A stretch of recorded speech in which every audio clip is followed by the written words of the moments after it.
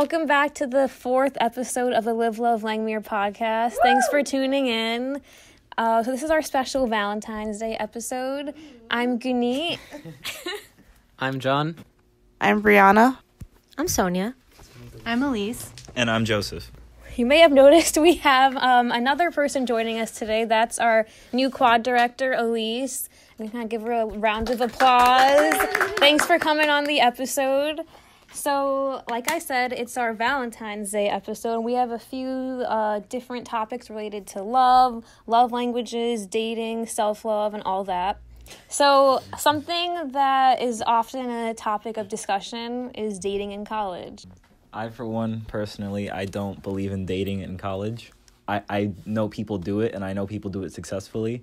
I just know, me personally at least, and many people who shouldn't date while in college because it brings up way too much turmoil. People don't know how to hold a relationship, so why have that extra stress when you can just stress on your books? Like, last Sunday, it was a nice day outside, and I took my books out to the library, and we studied for a whole 6 hours. Baby, your books. What? You have 6 hours of studying to do for? I have a test this Thursday along with an essay to do, okay? Get your study on. Love your books. Don't say your joke into the mic.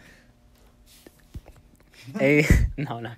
No, do it. A's before bays is Joseph's motto. He does get those A's. Yes. So. Brianna handed me the phone like I had something to say. So, I guess we can talk about our various experiences in college and how love has affected that. I told Guneet I was going to play the anti-Cupid in this episode, but now that I started talking, I think that's kind of stupid. So I'm going to talk about my first love in college. Her name was Kimberly. She was my roommate. She's the best roommate I could have asked for. I love her dearly to this day. And we were in the same minor for a while until they tried to make me take a Friday class, and then I dropped the minor. I had one class left, folks. But it was good. And this is just a reminder to let you all know that romantic love isn't the only love that's important, especially in college. Find your friends, hang out with people, enjoy yourself, because you know what? Having friends is so important. And if your only friend is your significant other, when they're bothering you, who are you really gonna complain to? Myself. I'm gonna bring back the phone because she got some opinions to share. Here you go, Brianna. I don't got nothing to say. I would say that the experience that I've had in college. So I've been with my boyfriend for about 7 years, and going from high school into college was very difficult. You know, I think we were in the same building, so like we saw each other every single day, and that was annoying. And I didn't realize, like, don't laugh at me, Sonia. I'm in love with you. I'm done. I'm not saying no more. No, please breathe. No, Continue. No. It was so good. It's so beautiful. John, tell your love stories. This is not a Red Watch band. Wait, what was the question? Just Tell us about your love. Your Tell me about my love in college. Jonathan's girlfriend. So I've been dating someone for a year and 9 months now. We started dating at the end of sophomore year, and then we were both RAs. You know, it was weird, like, transition. Like, we were both, like, getting, like, really kicking it into our majors and, like, trying to balance, like, the RA position and everything. And I guess with everything else for us, it was more about finding a balance and finding, like, what works for us. We just have such really good chemistry that, like, we don't really, like, fight a lot, so we never really have any issues with, like, anything, really. So when I was dating in college, we didn't have any of these apps. Like, none of that existed. Facebook, you still needed an invite. Wow. And you could only be in college to get the invite. So what's interesting is that I'm actually bi. I usually don't tell anyone that because it's just, like, I am in a hetero relationship now, and that's who I'm marrying. That's because I love that person.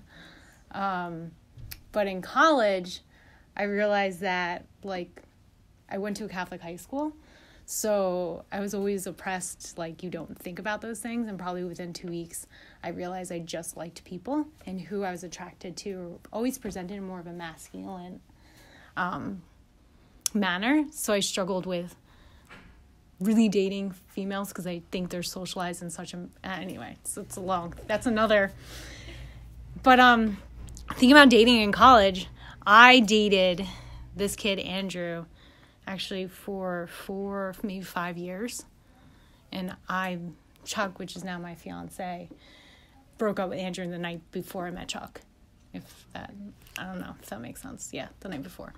But dating in college, like, there were some really good times. Like, before I met Andrew, then there's this other kid, Patrick. Remember, it was Patrick, Bo, Andrew. A couple, like, 5 people I was dating, but not, like, sexual with. And I wanted to have, like, that committed relationship. And I remember going to each person, so what are your intentions? Like, do you want to do, like, more than this? Like, do you like me more than just even, like, you know, going to this party or, like, having dinner or whatnot? Like, what is this? And every single person was like, no, not really. Don't really, you know, like, this, like, wishy-washy. I really don't like you to be my girlfriend. So then one by one, I started being like, all right, fuck you. Like, I'm done. Like, then clearly we're not going in the same direction. And I don't know who told all them, but then they found out that, like, other people were interested in me. And then all of a sudden, like, each one of them started being more interested. But like true intention. Right? I was like, I was like, no. Like a basketball try. So, ultimately, for whatever reason, I liked Andrew. So I went to Rutgers for my undergrad, and he was from Las Vegas, Nevada. So we had this, like, very West Coast vibe, and, like, did this thing called critical mass. Do you know what that is? It's like this, like, bicycle, like, thing that people do, and it's, like, kind of like, I guess, like, hipsters didn't really exist back then, so what you consider a typical hipster today. They, like, ride their bike. I don't know, I just liked it. I'm from Jersey City, so everything about him was just different than what I grew up with. Like, he was very I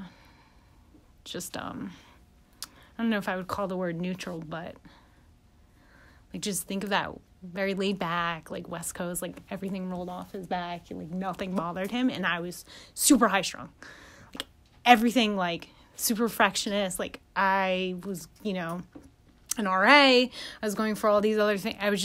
We're just exact opposites, and I think that's what attracted me to him, but then I think that's also what our downfall and whatnot was. Do you want me to keep talking about, like, everything? Yeah, I can really listen to her. So we dated for really, like I said, throughout college, and there was a lot of times that was really good. I got to go out west. We went to see the Grand Canyon together. What else did we do? We went to California.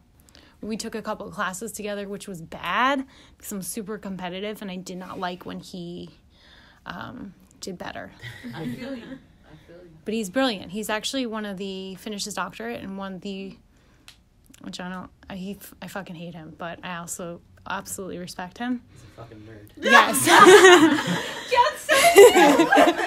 Yes. He is, like, one of the top criminal justice, like researchers. Like, if you'll see his name, like, Andrew Gilchrist is, like, published a lot, and, like, Sonia's Googling. Calling me out. It should be. Because he actually did a lot of stuff for that. The New York Assembly. I don't know. He was at Cincinnati or what have you. We stopped talking because he pissed me off. I'll do it after the episode. Yeah, it wasn't. So we dated, like, fall semester of my grad school, and that's when we broke up. So maybe we started dating, like, maybe a month or 2 months into freshman year. So I don't know how many years that is. Maybe 4, 3. I don't know. It felt like it was 5 years. Probably wasn't. It was a long time. And senior year of college, so it was in November, and that's when Four Loko came out, and we went out for the original Four Loko. I don't even know. Substance free. Hey, I was in college. It was a long time ago. And it wasn't substance free at Rutgers. We went out. I actually didn't have that night. We went out for my friend's birthday party in November at this place called La Poisson Rouge in the city. And Andrew got wasted, like, beyond, like, wasted. We got in a fight that night, and I was like, I can't stand you. Like, you're not being, like, I don't remember what we were fighting about, but it was clearly over him being drunk, and I didn't like it. And he's, like, left with his friends. I stayed with my friends, my sister, and my friend Ada. And that night we went back to my res hall. We went back to Talbot. And my sister's like, oh, you should really check to see if Andrew got home okay, blah, blah, blah. I'm like, no, why? Who cares? I don't like him. Like, he's fine. He's grown. He can take care of himself. And she's like, no, you really need to go check in on him. Like, he wasn't in a right state. And I'm like, I remember looking at my sister being like, seriously? Like, you're really making me go do this at, like, 3 o'clock in the morning? Maybe it was even later. I don't know.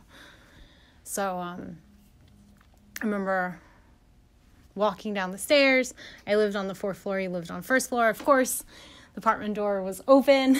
Of course, his bedroom door was open. And it just was weird. Like, usually it is unlocked, but it was just like, I remember noticing like throw up on the floor. Like, there was like this I don't know how to explain it. Like, there was like 2 sinks outside of like where the shower and toilet was. So my heart starts pounding. I'm like, fuck, do I have to like go call like the RD on duty and like explain to them that I think like, you know what I mean? Like, I'm just running through, like, what do I do? Like, do I get them in trouble? Do I not? Like, this is my boyfriend. Like, we're all, I think we were 21 now. Like, I think he might have been 22. We're all of age. And running through these things in my head, like, okay, what do I do next? I'm not even on duty. I don't want to be on duty right now. And I was like, God damn it, Alex, why'd you make me go check? I didn't even see him yet. And like, these are just, remember all these thoughts in my head of like, fuck, man, I hope that like something bad didn't happen. I open the door and I see him and I'm like, Andrew, shaking him. He's like not responsive. And I just remember like my heart sinking and being, just overwhelmed with feelings of anxiety and sorrow and angry. So I was like, how dare you drink all those things? And now you're putting me in this position. Like, fuck you. And like, just, and then I noticed he didn't have a shirt on. I was like, oh my God, that was definitely his throw up. You know, I'm like, remember shaking him, smacking him on the face. And I was like, oh my God, I got to call the ambulance. And then next thing I know, I see a bra on the floor and I'm like, what is this? Next thing you know, I see a person in his bed. I kid you not. It took every ounce of me not to, like, rip them to shreds, like, physically. And he finally like, woke up. Like, I guess he came to. He was, like, just passed out. I was like, who's in your bed? And I remember shaking her because then I started freaking out. Oh, my God, that was her vomit. Oh, my God, he raped someone. Oh, my God, I'm dating someone who, like, because she wasn't responding. And I just remember then switching to like the very RA mode and like I need to care for like people that are in my building even though it's not my floor, like blah blah blah. Like, I need to think about the common good even though I hate these 2 people so much right now, and how could they do this to me? And I got my friend who was on duty. I was like, dude, you need help. I need help. You need to keep this quiet because I only want to talk to the director of housing about this scenario, and I need you to help me. And they're like, all right, I got you, like my floor mate. So she went downstairs and was like, whoa. And I guess the girl talked to her, and I guess she was pretending to be passed out to me and like didn't want to be like honest. So yeah, long story short, like he hit it. We broke up, and that was fall semester of my senior year, and I just like concentrated on my studies and whatnot, and it turned out later it was actually his roommate's girlfriend, which was just like multiple levels of craziness. Who was like asleep that night in the apartment, and like I guess they somehow met up or they've been talking. I don't even know.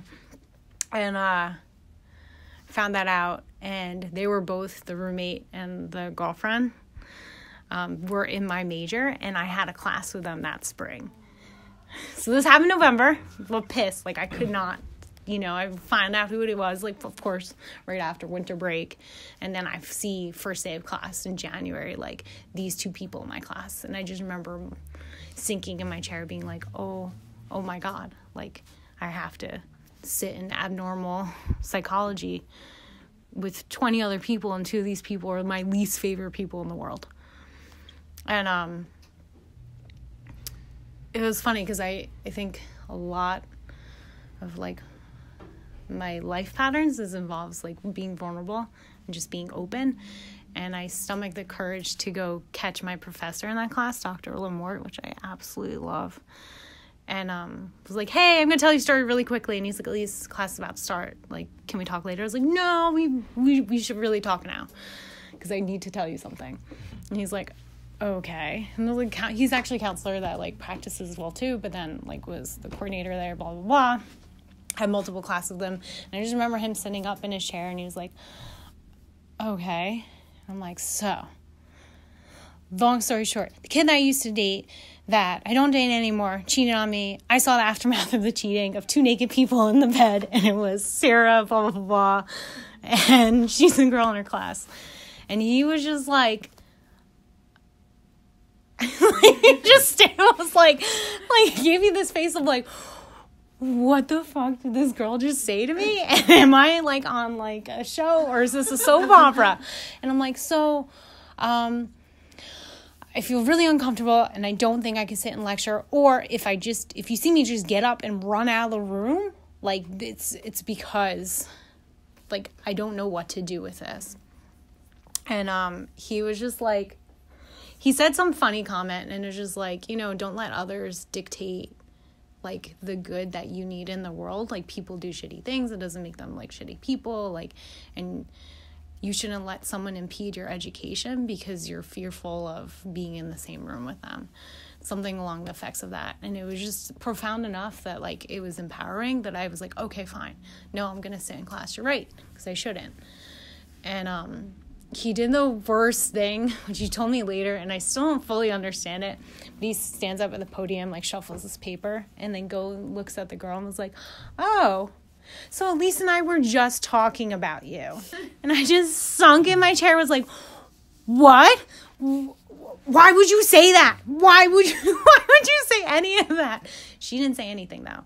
The rest of the room could care less what the hell he was saying up in the room because everyone was like either fumbling for a last minute to turn in the paper or whatever it was. And he just like made a language to her like, so are you going to retort that or are you going to say anything in response? And then just shook his head and was like, okay, so major depressive disorders. And just started lecture. And then of course as everyone's leaving, he then goes, Alysse, I need to talk to you. And I'm like, oh my God, and in my head, I'm like, this was a terrible idea. Why the hell did I ever tell this guy, a quick snapshot of whatever. And, he just like, just told me, he's like, when someone does something that they're ashamed of, or he talked about shame and guilt and why people engage in sex and cheating.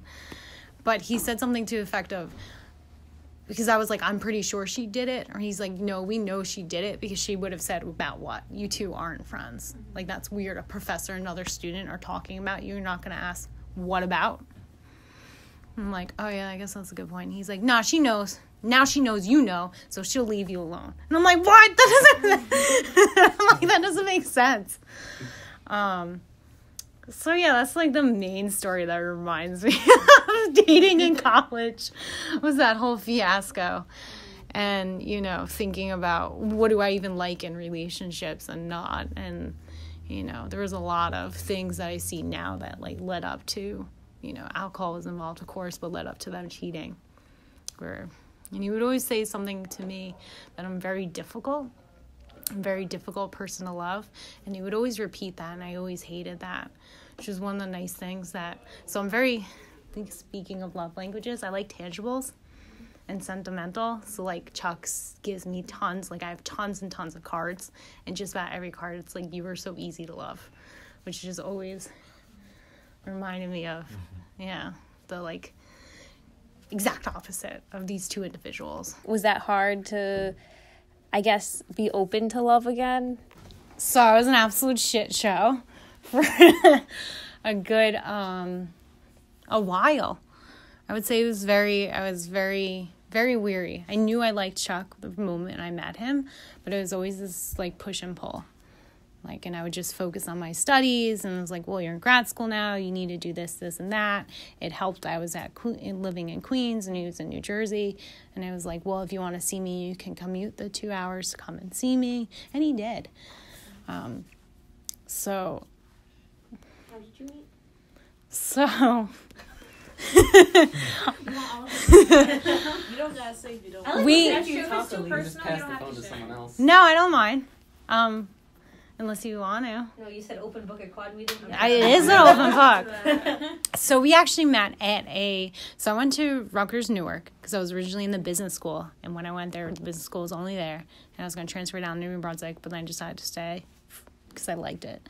He went to NJIT, which is up the block, like literally up the block. And they actually share some fraternities and other things like that. My suite mate freshman year, which I stayed friends with and was my roommate again, senior year and whatnot, started dating this guy, Matt, who's now her husband, who played volleyball with Chuck. So we actually met in an alumni volleyball match spring semester in grad school. That's how we met. But we found out later, like, he studied math, so he was like, it's a 0.5% chance we should have met when we did, because we found out we were at, like, the same events. Like, I left this program before he did, or I was at that party and then he didn't go to it, or like there was always something where we were at the same things but we never met each other, which I'm happy we didn't, because we would have not liked each other. No, he was a student athlete. He played on volleyball and just a very stereotypical student athlete from the stories that I've heard, that I would have really struggled if I met him when I was at that age. So, whenever Valentine's Day comes, you know, I'm over, as a single person, I'm over here like, I can find someone for at least that day. And there's been times, like, I remember my sophomore year, it was me and one of my friends, like, we kind of had this thing where, you know, we'd casually date and then kind of just, like, be like, maybe it's better we're friends, and casually date again, maybe better we're friends. So, Valentine's Day, we decided not to be single. So we were just walking around campus. We sat down on a bench. I put my arm around like this, like classic dating stuff. I remember there was this couple walking past. They saw us, and they assumed, hey, that's a gay couple. And I was just like, yeah. So I hear them giggling, and I'm like, I'm gonna give them something to laugh about. So I gave my friend a kiss, and then the look on their faces was just like surprise and disdain and a little tinge of disgust that I recognized from like a lot of people. So, you know, these days, dating someone with like of the same sex or someone who doesn't like fit the normal couple thing takes like a certain like tons of courage, because just to hold a hand around campus, you'll get the stares. You know, some people would stare at you because, yeah, I support that. And then you'll just get the stares like, oh, that's different. Like, you know that people think of you as something that's different and abnormal. And that in itself is like what hurts the kind of just lovely moment you're trying to have. You're just trying to walk around campus with someone who you love. But that little stare right there just like ruins the whole sentimental of it, because they're just here like all this hate surrounding that love. And it's just like, why? But, you know, you've like, again, I still give it as give them something to actually see, you know, show them just whatever, live your life. Again, kind of like goes back to what the professor was telling you. Don't let someone else's like choices and beliefs block what you want to do. Like if you want to hold hand with your significant other and you guys don't fit the normal couple rules, so be it. Let them stare. Actually, you know, take pride and enjoy in them staring. It's fun. So I don't really like people as a go-to. I came to college and I really didn't like people, and I wasn't going to interact with anyone, really. I was just going to get a degree and then leave. But then I got trapped into liking so many people. So because I didn't understand or like people a lot growing up, I started to learn about, like, love and try to understand it. And something I came across in my many, many years of research was like a concept called love languages by psychologist Dr. Gary Chapman. You can look it up at 5lovelanguages.com, the number, not the word. The word redirects you too, but it looks better as the number. And I'll just go over the basics. If you want to learn more, you should come to our Safe Sex Week in Langmuir College, where there will be a love language program, if not in Langmuir, then in another building in H Quad. We'll keep you updated. Check us out on Facebook. So there are 5 main love languages, and a lot of times people are like, a love language, what's that? Like Japanese? And I'm like, no, not even a little bit.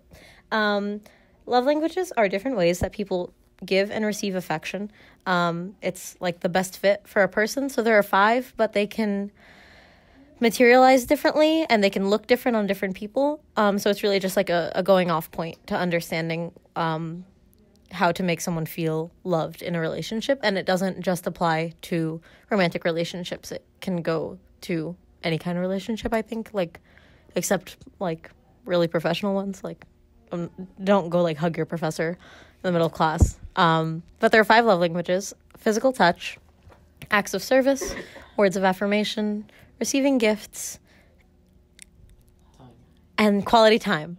Ironically, quality time is the most popular love language. Oh, I do this fun thing also, where I will ask your love language within the first couple minutes of meeting you. And then most people are like, what's a love language? And then I'll make them take the test on their phone. So I've collected a lot of mental data about popularity in love languages. I find that quality time is usually the most popular one, and receiving gifts is usually the least popular one. I've only ever met 2 people who have receiving gifts as their love language, and both of them had it tied with something else. I don't know what that really says about how we're socialized, but I think it's interesting to think about.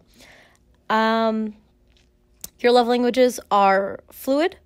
They can change depending on who you're with in a context. They can change depending on you and how you grow and evolve in alone and in different relationships. So, yeah. Yes, Brie? It works. All right. Yeah, I don't know how this works. So, So it's fine. sweet. It's fine. So, when you introduced love languages to me, I was like, I don't care. But then I actually took the love language test, and my number 1 was acts of service, which I was like, that's much like me. But I like receiving it instead of giving it. Mm-hmm. So when people do like acts of service, like people do little things for you to lessen the burden off of you. So I told my boyfriend, like, hey, my love language is acts of service. Like, if you do more of this, I'm not like much of a quality time person. But I do try to do things for others. Like, if your love language is quality time, I try to spend quality time with you, even though I may not like it. Sorry to interrupt, but that's so true, because my love language is quality time, and Brie always comes and spends time with me in the office. I appreciate that. That's not your love language. It's a tie between quality time and words of affirmation. But yeah, like, ever since I told him that, and he's slowly incorporating doing little things for me, I feel most appreciated. Like, it does work. Like, it's surprising, but it actually works. That's how you forgot the VA juice. They only got you the Kool-Aid. My second one is gifts. I think Brie brings up an excellent point about how the way we want to be loved isn't necessarily always the way that we show love. And that there's, that golden rule that everyone touts about where it's like, do unto others as you would like others to do, treat others the way you want to be treated. So that's kind of bullshit in that I think you should treat other people the way they want to be treated instead of how you want to be treated. Because it's very different, and that's really important. So my love language, for non-romantic relationships is physical touch, because I actually have a different chart for each. But also, I don't want to be touched by the vast majority of people. So that means quality time is more appropriate, I think, for most contexts for me. However, I'm a pretty touchy person. I think the staff can attest when I'm speaking to you. Like, I put my hand on people's shoulders, and like I'm also very, very into consent. So I'll be like, "Can I hug you?" And like that's how I like to show that. But I don't want people touching me. I know how it sounds like a double standard, but that's because it is a double standard, and that's okay. Because like, I know they're all worded in a way that makes them sound like it's a back and forth, except for receiving gifts, but they are singular. So like Brie, acts of service is her love language. I like physical touch, but maybe I'm like in my relationship with Brie, I like receiving gifts. Brie gave me a hairdryer the other day, and it meant so much to me. And I was like, wow, that's so nice. And then I make sure to like keep her love language in mind. It's really about understanding the other person and doing what needs to be done for them to feel that you love them. It's not about you. And no, it's like really not about you. Let's straight into Bree's eyes instead. Did I? I was looking at the owl. But I think it's really important that we remember that in a relationship, in a friendship, in any kind of personal relationship, it's really important to realize that if you really love someone, it's not about you. It's about them. And for them, it's about you. And that's what really keeps it going. So just like do your best and talk to people. And like if things change, talk it out. Honest, open communication is really important.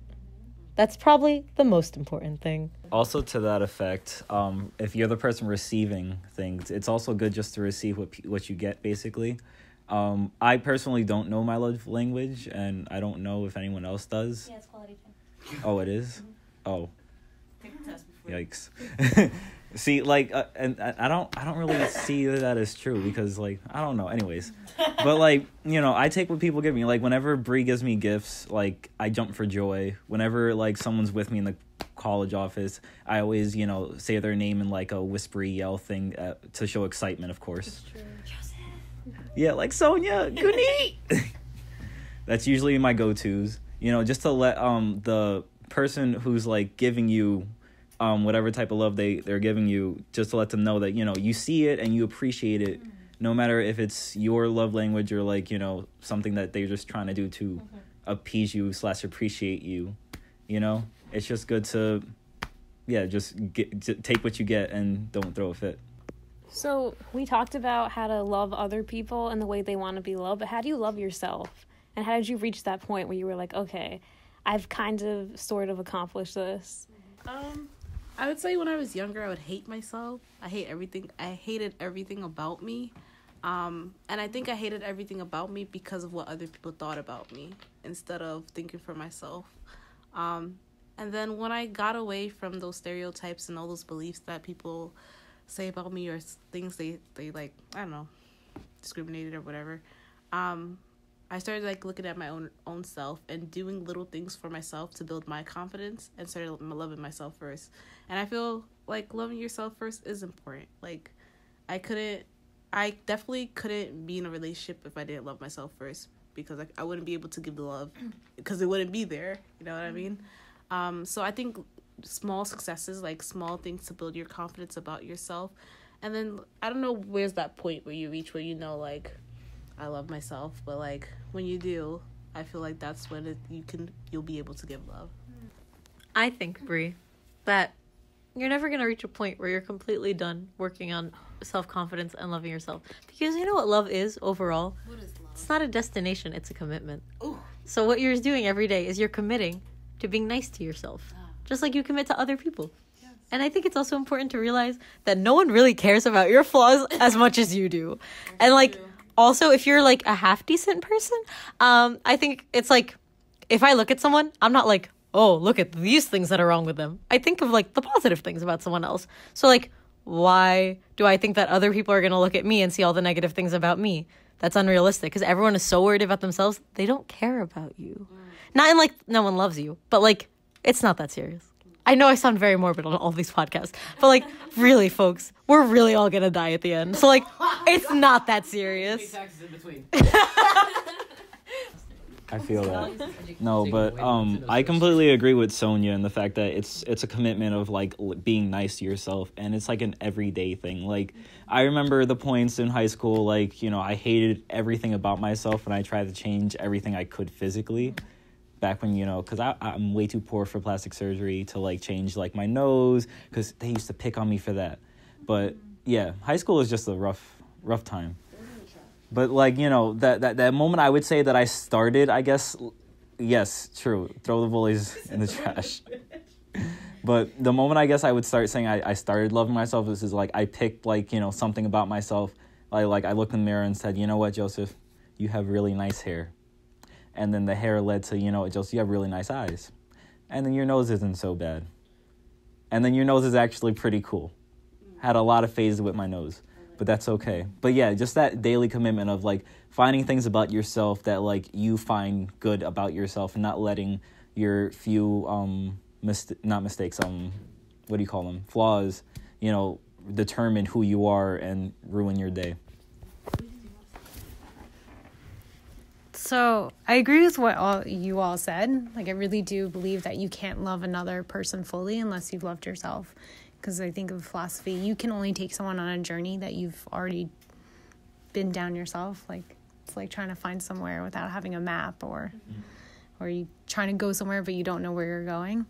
I would say that too, that it took.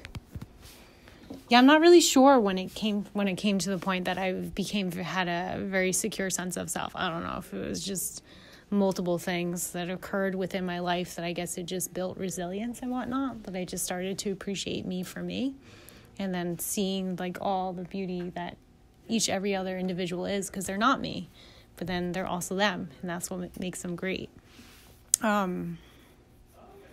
And I really do think that helps being successful in a relationship, is to not have personalities be enmeshed. Not like they're like this fusion, because you are two different people. You do have different experiences. You always see the lens through your own perception, because you are you. And I think when it becomes too intertwined, you can get into a lot of challenges, in the sense of, because you lose your identity, because your identity then becomes the other person. But I think the other person should challenge you for the better. Like, one thing is I always liked, so I asked Chuck if he'd come on this, and he was like, no. And I'm like, why not? And he's like, that's stupid. And I'm like, why? And he's like,